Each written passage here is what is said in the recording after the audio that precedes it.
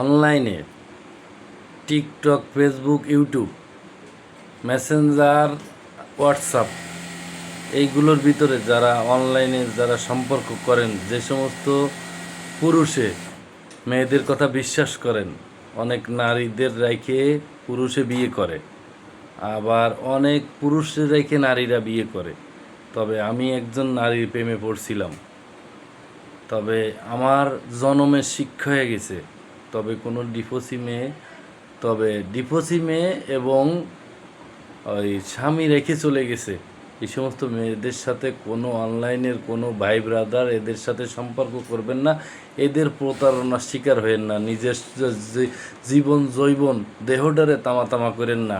আর আমি যা করছি তার সাজা ভোগ আমি নিজেই করছি।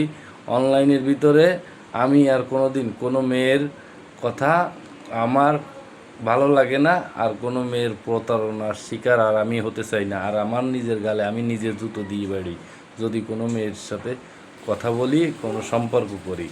আমি সবাইকে নিষেধ করি, আপনারা এই প্রতারণার শিকার কেউ হইয়েন না।